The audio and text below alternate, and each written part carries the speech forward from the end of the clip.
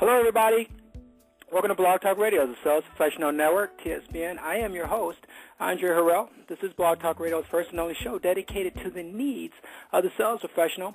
And regardless of the industry that you're in, if you're in the sales business, this channel and show is just for you. We do focus on topics that are relevant to all industries, and the commonality is that we in the sales business, as sales professionals, face similar challenges each and every day. And TSPN, the Sales Professional Network, sincerely was designed to create a forum where we can kind of come together and discuss these challenges and come up with some solutions and best practices to meet those challenges. Tonight's show is brought to you by AH and Beyond Consulting. That's AH2 and Beyond.com, delivering beyond our clients' expectations in sales strategies, marketing, and sales training.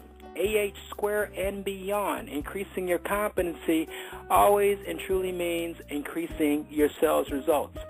Tonight is just my thoughts on last night's show, which featured the heading, Is Cold Calling Obsolete, Not Necessary? If you listened to last night's show, I want to say thank you so much for returning to get my thoughts on the subject. And if you did not hear last night's show, it is in our archive function on Blog Talk Radio, so you can go to my channel and hear that show in its entirety. And as always, I like to remind you that our shows are available on iTunes for free. So if you'd like to go there and download some of your favorite shows or last night's show, it's accessible there for you as well.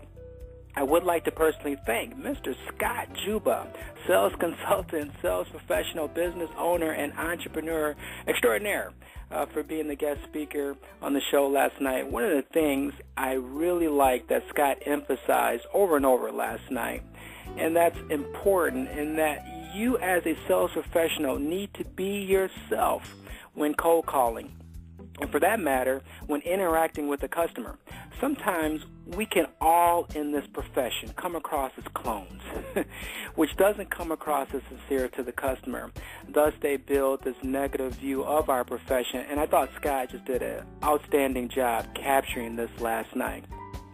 And can I just say this? I have so much respect for those of you out there who sell for a living, and your career financial means is based on the proverbial cold call. Because in my humble opinion, our profession derived from someone walking up to someone else that they did not know and offered a product and service solution to meet that person's needs, hence the cold call. You know, real talk, if it wasn't for someone making that first step, we wouldn't have any of the advances we have today. Heck, I'll make the leap and say we probably wouldn't structurally exist as a society today. So if you're waiting to hear someone bash the idea of cold calling, I'm sorry, you're not going to get that from me. Now, with all that being said, we do need to look at the activity or art of cold calling a little bit differently. I don't believe the two words, cold and calling, apply today as it did years ago. You know, think about it.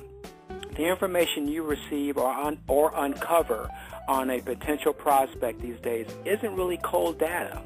True story. Here's a true story. I spoke with a potential client not too long ago, and in the midst of that discussion, they were utterly shocked, in a good way, how much information background I knew about their corporation and a proposed solution I had to help them drive their profits in a challenged area of their business. There are, however, those who would say to that, the ability to uncover such intelligence on a corporation, is voyeuristic or intrusive. And you have to be careful, as a sales professional, how you utilize such information, because it could be a negative tactic in the eyes of a potential customer. But my point is to all this is that the current world that we're in, and to say you literally are calling on cold customers without having any information prior is not the case anymore. The only thing that is cold is the fact that you are meeting that customer for the first time. And Scott said it best last night. Be yourself. Be humble. Be respectful. And be kind. And most importantly, be confident. At the beginning of every show, and you can go back and check it out, I state that the Sales Professional Network is really a forum where we can all come together as sales professionals and attack issues and challenges that confront us each and every day and come up with solutions and best practices that address those challenges.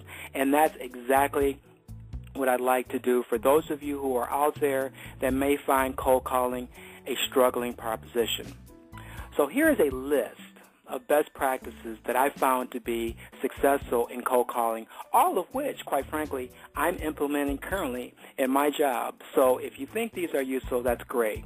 You'll find I'm big on preparation before the call is even made, because I do believe luck happens when preparation meets opportunity, and that can't be any clearer when you're talking about cold calling.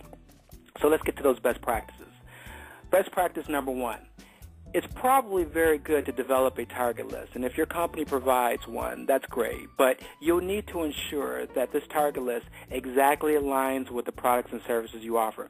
And I know that seems commonsensical, but it does avoid time wasted on trying to fit a square peg in a round hole or throwing the proverbial stuff up against the wall and hoping something sticks. So develop a target list, a keen one. Number two, bucket list. So you've all seen the movie, The Bucket List, The Bucket List. Well, kind of the same thing is here. Bucket your target list. And I bucket my target list with hot, warm, and cold. And your hot bucket list would obviously be your top prospects based on maybe your personal knowledge of them. Examples could include, prior networking meets that you've had with customers, the old, someone that knows that customer, just some intrinsic intelligence that would suggest you have a pipeline to that buyer. That would probably be your hot bucket list. Now, your warm bucket list, maybe potential customers you may have some prior experience with, but your rapport is not as great as someone you'd place in the hot bucket list. So your cold call, your cold bucket list is the obvious. These are what I would say your prospects, who you would need to be in front of with the hopes of getting them to the warm bucket list and ultimately moving them to your hot bucket list. So the whole point of this exercise is to develop a rotation that help you organize your potential buyers based on when you think they'll become, at the end of the day, dedicated, loyal clients.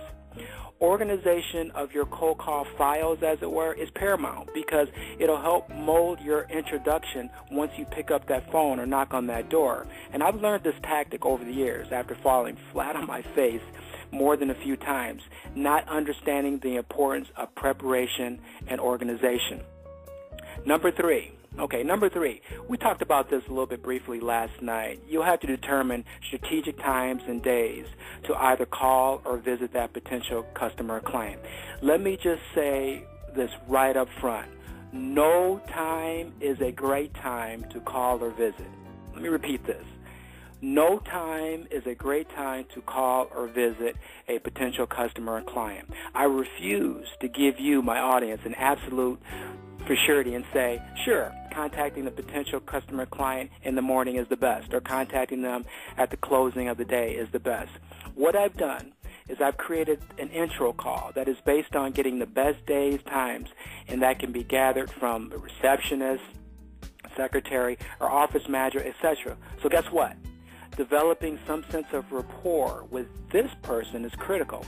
Far too many times I've seen sales professionals treat the so-called gatekeeper like invisible people when they are probably the most important person in your path to reach that lucrative sale. So folks, please do not take these folks lightly or for granted. Bottom line, they can help you avoid assuming when is the best day or time to catch that potential customer or client, and also help you make better use of your time. Number 4, and I call this rehearse your personality. Before making that call, take some time to rehearse your objective for that call. Do not prepare a script. I know some of you in your companies, they have a script, but I just think that comes across, as I mentioned earlier, as cloning or as a clone. Think about what you want that first statement or word to come out of your mouth be. Be enthusiastic. Stand up if you have to, when you're talking on the phone. Bottom line, bring your personality to the game, but make sure it's controlled. And that's going to happen if you just take a few minutes to what? Rehearse your personality. Number 5, jot down names. Remember every name of the person you speak with. This will help you personalize subsequent future calls on that particular customer client. But importantly, you should always follow up with a thank you or email or letter whomever you speak with. because it demonstrates professionalism on your part. And guess what? It also provides a great hint to that potential customer what type of partner you could be to them. And importantly, no one else is probably doing this. So I'm giving you a little bit of a trick of a trade. And while this could be a cumbersome process, sending out thank you letters every time you call a potential customer, I think you would all agree that the potential payoff from doing this tactic could be huge. And sometimes, as I've always said, sometimes it's the little things we take for granted that can become pleasantly huge in your favor. Remember that. Number 6, and lastly, and this is more mental than a tactical approach, but look at every conversation or every beginning conversation as a blessing and possibly the start of a great working relationship. I do believe in self-fulfilling prophecies, and every time I get on the phone or meet someone in person for the first time, I envision that meeting going extremely well. And that helps my confidence and my well-being. And you know what? It comes across that way to the recipient. It's the old adage, if you give off positive energy, you will get positive energy in return. Tonight's Afterthoughts has been brought to you by AH and Beyond Consulting. That's AH2, and Beyond.com, delivering beyond our clients' expectations in sales strategies, marketing, and sales training. AH and Beyond, increasing your competency always means increasing your sales results. And we're getting into the half part of the year. I know folks are starting to kind of wrap up, their sales objectives and how they want to kind of finish the year with a bang this year. And even probably some of you are putting together your business plans for next year. Please give us a call if you're running into stumbling blocks, if you're running into a sales strategy block for 2013, or maybe you have a new product coming out that you need some global marketing types of advice and consulting. Or if you have an intrinsic sales department and sales team, and you want to kind of build and bolster your sales training department, we can help you there too. So give us a call. That's AH and Beyond Consulting. Our number is 267-221-8529. I guarantee you will not be making a wrong decision choosing us to help you have a phenomenal end of the year of 2012, and of course a great start for your 2013 year too as well. Now, next week's show, folks, July 17th.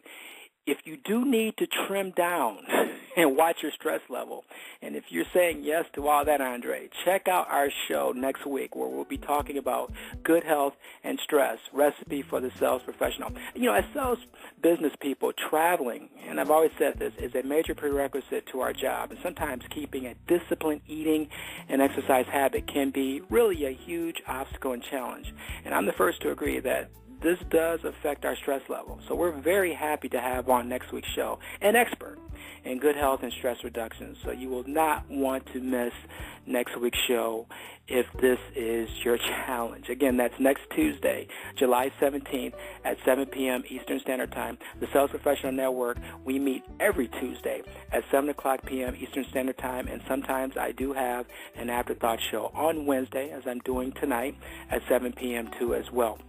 And of course, I always like to remind our listeners that the Sales Professional Network can be now accessed on iTunes, and you'll be able to download some of your favorite shows on iTunes, and they're free downloads. And all you have to do, if you go to iTunes and you just kind of type in the search engine space, the Sales Professional Network, you'll see me, you'll see my picture, and you'll see all of our shows. So certainly you can grab our shows there too as well. And folks, please tell your friends, coworkers, constituents that there now is a forum just for them called the Sales Professional Network. And we talk about challenges and issues that you probably don't have time to talk about in corporate America in your busy days. But you know what? After work, after a long day, you can kind of come to our show on Tuesday night and hear some of the same thoughts that we all go through, regardless of the industry that we're in. And we can have guest speakers on the show. We can have subject matter experts to kind of help us through and wade through those particular challenges and come up with some solutions for us all, and to help us be very successful as being Sales Professional Network. As being sales professionals. So I want to thank everybody for listening to tonight's program. And again, if you're coming back after listening to last night, I want to tell you thank you so much for coming back and getting my thoughts. And I hope you got, some sense of how to be your best when you're cold calling in your job. Okay? Thank you so much, everybody, and have a great rest of your night.